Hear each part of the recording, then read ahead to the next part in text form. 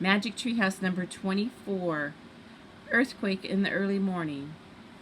Chapter 4. What's the story? Maybe we should leave, Jack said in a panic. He wanted to get out of San Francisco before the fire spread. We can't, said Annie. We have to find our special writing from Morgan's library. Something to lend. Let's find it fast, said Jack. He and Annie started walking through the rubble. They stepped over piles of bricks, chunks of concrete, and broken glass. They passed fallen lamps and twisted trolley car tracks. They saw houses leaning to one side and people hauling their things out to the street. We can't worry about our mission now, said Annie. We have to help. Help? How? Said Jack. He was so shaky he didn't think he could be much help to anyone. What about them? Said Annie. She pointed to some men frantically dragging bags out of a building and piling them onto a horse-drawn wagon. Annie ran over to the wagon. What are you doing? She asked the men. We're trying to get these bank bags down to the harbor, said the wagon driver, so a boat can take them out into the bay. Why? Asked Jack. So we can save everyone's money from the fires, the man said. He pointed to the sky. The cloud of smoke was growing bigger and blacker. Can we help? Said Annie. We're done, said the driver. You kids run home to your parents and get out of the city. Jack wished he and Annie could ride with the driver down to the bay and be safe from the fires too, but he could see the wagon didn't have room for them. Good luck, said Annie. Don't forget what I told you, the driver said. Then he and his horses took off. The wagon turned onto Main Street and disappeared over the hill. I wonder who we can help, said Annie. Jack took a deep breath. I don't know, he said. Maybe I'll take some notes. Jack pulled out his notebook. In wobbly handwriting he wrote, bank money, wagon to bay, then boat. Hey, what's the story? A woman asked. Her voice sounded urgent. Jack looked up. A man and women stood in front of them. The woman wore a long dress and carried a notebook. The man wore a suit and carried a big camera and a three-legged stand. What story? Said Annie. The story with the bank. My name's Betty. I'm a reporter, said the woman. For television? Asked Annie. What's that? Said Betty. Never mind, said Jack. He whispered quickly to Annie. She's a newspaper reporter. TV hasn't been invented yet. Oops, said Annie. So, what's the story with the wagon that just left the bank? Betty asked Jack and Annie. Jack looked down at his notebook. They're going to save the money by taking it to the bay and putting it on a boat, he said.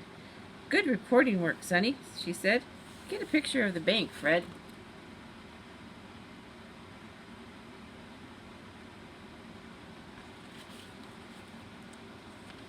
The photographer set his camera on the stand. He put his head under a black curtain and took a picture. Got it, said Fred. As the photographer packed up his equipment, Betty turned to Jack and Annie. Go home and get your parents, kids, she said. Fires are burning out of control. We know, said Annie. By the end of 3 days, the fires were burned down nearly all of San Francisco. Betty looked curious. How do you know that? She asked. She's just guessing, Jack said quickly. Pretty gloomy guess, said Betty. Tell your folks not to catch the ferry. Thousands are crowding into the ferry building. Go to Golden Gate Park. Thanks for the tip, said Annie. Thanks for the story, said Betty. Then she and Fred hurried away. Jack and Annie looked around. Now many people seemed to be fleeing their homes. Some were going up the hill, some were going down. The old woman was pushing a wheelbarrow filled with pots and pans. A girl was carrying a suitcase and a cat. A boy was carrying a birdcage and a fishbowl. They're all going in different directions, said Annie. I wonder where Golden Gate Park is, said Jack. Maybe we should go there. Let's see if there's a map in our book. Jack looked in the research book and he found a map of San Francisco. Where are we now? He said. As he looked for the street sign, he saw a man carrying an armload of books out of a beautiful building. The man put the books in the back of a horse-drawn wagon. What's he doing? Asked Jack. I bet he's saving those books, said Annie. Saving books, said Jack. He loved books. For a moment, Jack forgot his fears. He forgot about trying to save himself. We'd better help, he said. Come on. Chapter 5. Stop! Stop! Jack and Annie ran up the street to the book wagon. The man was carefully stacking the books in the back of the wagon.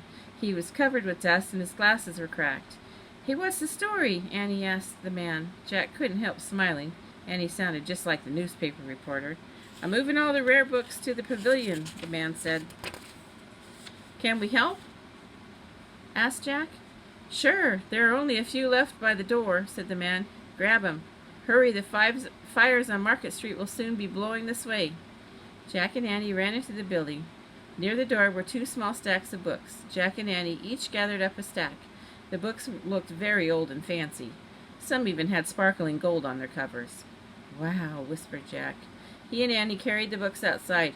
Careful, please, said the man. All these books are treasures. Ancient Bibles and hand-painted books. The man carefully took the books from Jack and Annie.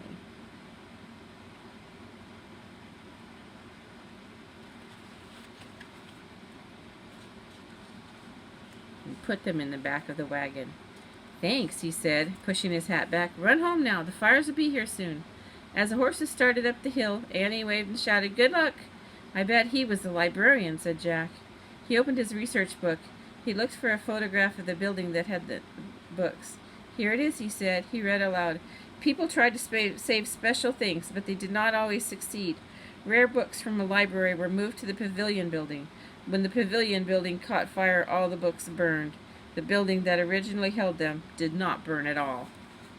Oh, no, cried Jack. Stop! Stop! Clutching the research book, he ran after the wagon. Annie ran with him. Stop! Stop! They both yelled. They ran as fast as they could over the broken cobblestones and up the steep hill. Near the top, the driver finally heard them. He brought his wagon to a halt. You can't go to the pavilion, Jack cried. You have to take them back to the building where they were, said Annie. They won't burn there, said Jack, trying to catch his breath. The building you're taking them to is going to burn instead. The driver looked at Jack and Annie as if they were crazy. You kids need to worry about yourselves, not these books, he said. Go home to your parents. I'll take care of the library. Then the man snapped his reins and went over to the hilltop. Come back, Jack cried. They watched helplessly as the wagon bumped down the street, over the rubble, smoke billowed up from the bottom of the hill. I can't believe it, Jack said. He was close to tears.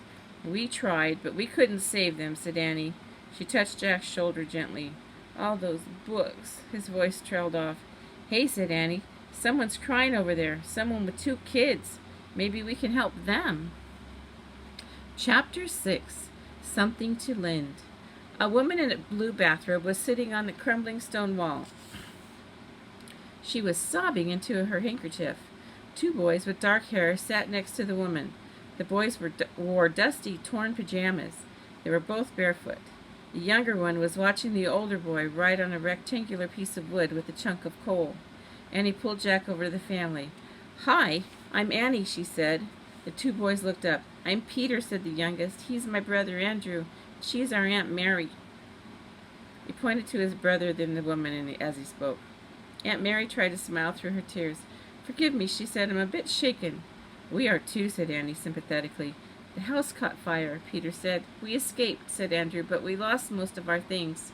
We lost our shoes, said Peter. Jack and Annie looked at the boys' bare feet. They were cut and bleeding.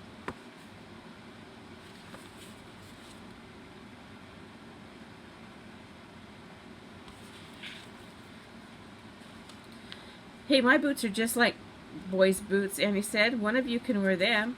Take mine too, said Jack. He and Annie started unlacing their boots. We can't just take your boots, said Andrew. Then we'll lend them to you, said Jack. He and Annie handed their boots to the 2 boys.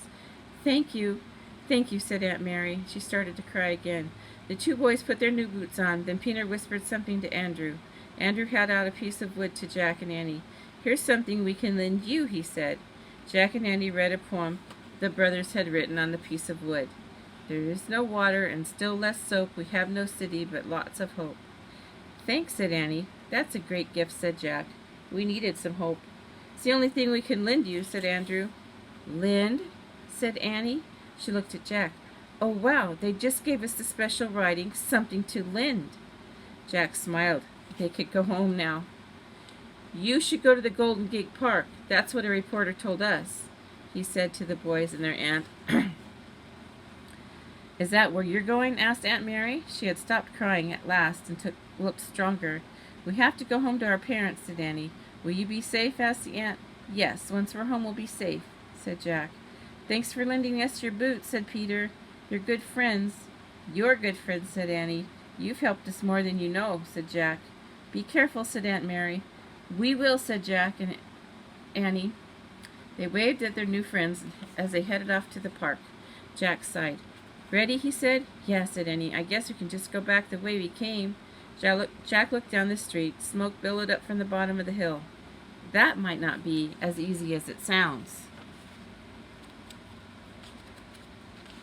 7. Dynamite. We'd better be careful, said Annie. They stepped in their sock feet over the broken cobblestones, trying not to cut themselves. They headed down the hillside. On their way, they passed policemen carrying stretchers and injured people on them. They passed soldiers directing all those trying to escape the fires. One man was trying to push a piano down the street. Another man was wearing a bunch of hats, all piled up on top of one another. A woman carried her 3 little dogs in a bag. Everyone's trying to save what's important to them, said Annie. Like the librarian, said Jack, and us. We're trying to save this sign. He clutched a piece of wood.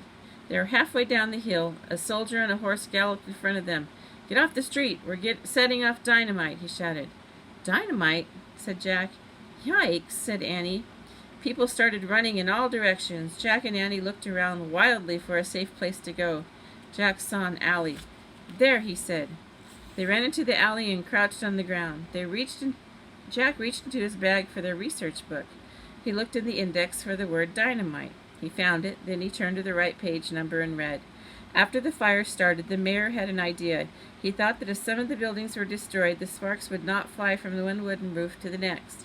He ordered some buildings to be blown up by dynamite. His plan did not work. The firestorm raged from building to building, from street to street. Firestorm, Jack thought. The word sounded terrible. Just as he put the book away, a huge blast of dynamite shook the ground.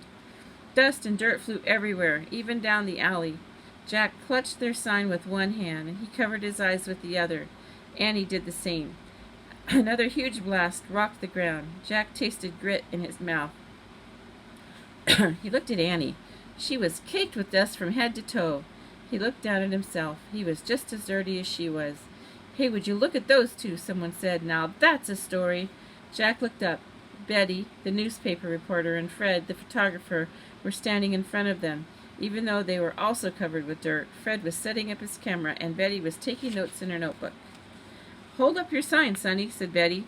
Too stunned to say anything, Jack held up the sign with the poem about hope. Fred took a picture. Another dynamite blast shook the ground. Come with us. We're headed for the park, said Betty. We can't. We're on our way home to our parents, said Annie. Well, get going and be careful, said Betty. Let's beat it, Fred. The photographer grabbed his camera equipment, and the two of them rushed off. I don't think Betty and Fred recognized us, said Annie. I don't recognize us, said Jack. Another blast shook the ground. Come on, said Annie. Let's beat it. Jack and Annie jumped up. Jack put their sign in the bag, and they started back down the hill.